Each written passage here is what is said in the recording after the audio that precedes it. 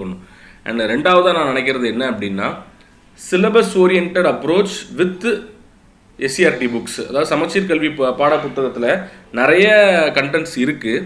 அதில் நம்மளோட சிலபஸில் என்ன இருக்கோ அதை மட்டும் டீகோட் பண்ணி ஒரு வேர் டு ஸ்டடியை நம்ம டவுன்லோட் பண்ணி அதை மட்டும் ஷார்ட் லிஸ்ட் பண்ணி படித்து வச்சுருக்கணும்.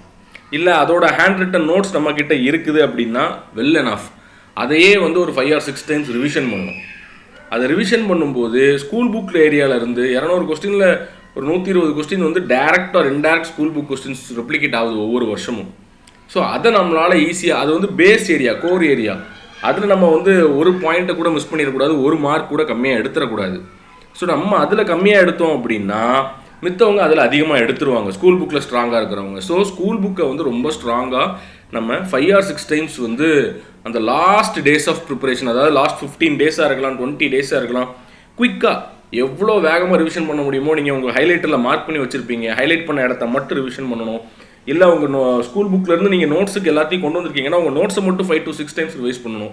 இது உங்களுக்கு என்ன ஹெல்ப் பண்ணும் அப்படின்னா, எக்ஸாமில் 3 மணி நேரம் டைம் சேவிங்க்கு அது ஹெல்ப் பண்ணும். உங்களால் ஒரு ஆன்சரை ஸ்ட்ராங்காக ஷேட் பண்ண முடியும். அதுவாங்கிற குழப்பத்தை தவிர்க்கிறதுக்கு ரிவிஷன் ரொம்ப முக்கியம். அதுவும் இந்த ஸ்கூல் புக் மாதிரியான கொஸ்டின்ஸ் நேரடியாக கேட்கும்போது அந்த கொஸ்டினுக்கு நம்ம ரொம்ப டைமே எடுத்துக்கக்கூடாது. இன்டைரக்டாக நிறைய ஸ்டேட்மெண்ட், கன்க்ளூஷன், அசர்ஷன் டைப் கொஸ்டின்ஸை நம்ம யோசித்து ஆன்சர் பண்ணலாம். பட் ஸ்கூல் புக்கிலேருந்து நேரடியாக கேட்குற கேள்விகளுக்கு நம்ம அதிகமாக டைம் கன்சியூம் பண்ணக்கூடாது. ஸோ அப்போ அந்த டைம் கன்சியூம் பண்ணுறதை கம்மி பண்ணுறதுக்கு நமக்கு எது ஹெல்ப் பண்ணும் அப்படின்னா ஸ்கூல் புக்கோட ரிவிஷன். ஸோ ரெண்டாவது மிக முக்கியமான பாயிண்ட்டு ஸ்கூல் புக்கு, அதோட நோட்ஸு, அதோட ரிவிஷன் மினிமம் 5 or 6 டைம்ஸ். இது எல்லாமே 30 டேஸில் பாசிபிளானா கண்டிப்பாக பாசிபிள்.